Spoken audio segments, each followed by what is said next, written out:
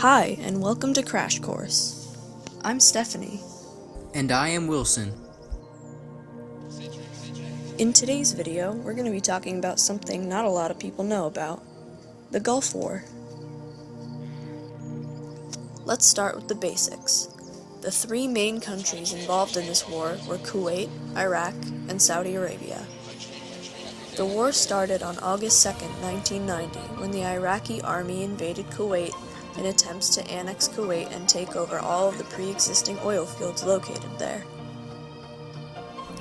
The Gulf War was a war fought mainly to maintain Kuwait's oil production. At their prime, before the war, Kuwait was supplying the world with over 20% of its oil. President George H. Bush saw this and did what was necessary in order to keep the world's oil production in business.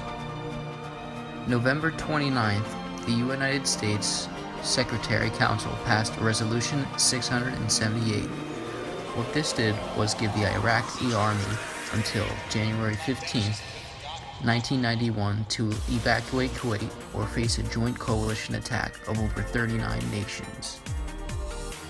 The Allied coalition was made up of 39 countries: Afghanistan, Argentina, Australia, Bahrain, Bangladesh, Belgium, Canada, Czechoslovakia, Denmark, Egypt, France, Germany, Greece, Honduras, Hungary, Italy, Kuwait, Morocco, the Netherlands, New Zealand, Niger, Norway, Oman, Pakistan, Poland, Portugal, Qatar, Saudi Arabia, Senegal, Sierra Leone, Singapore, South Korea, Spain, Sweden, Syria, Turkey, the United Kingdom, the United Arab Emirates, and finally the United States.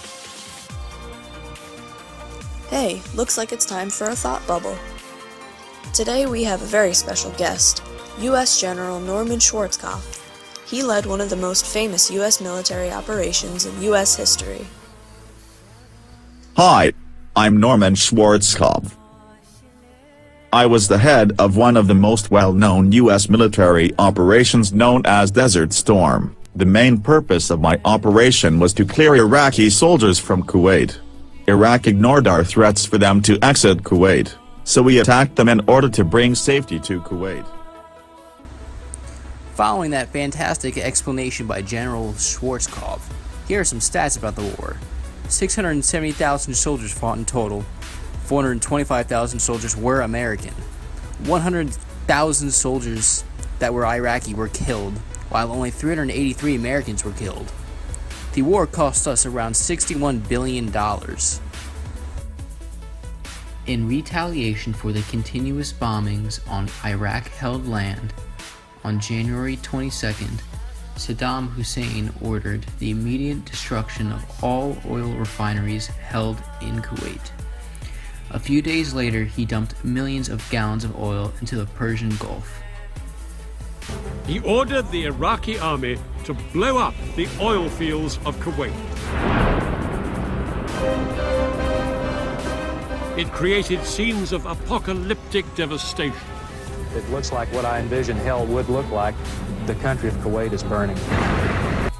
The war eventually ended when Saddam's army began to perform mass surrenders after the constant bombardment of coalition bombs, though some Iraqi soldiers were able to escape and retreat back into Iraq.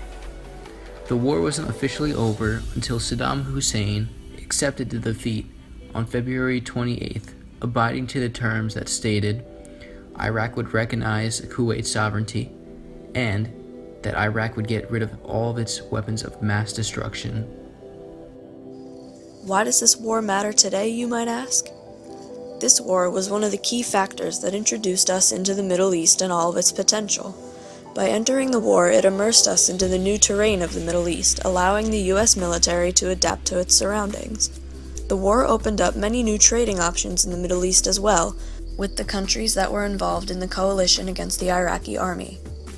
The burning of over 600 oil wells caused major impacts on the Earth's atmosphere.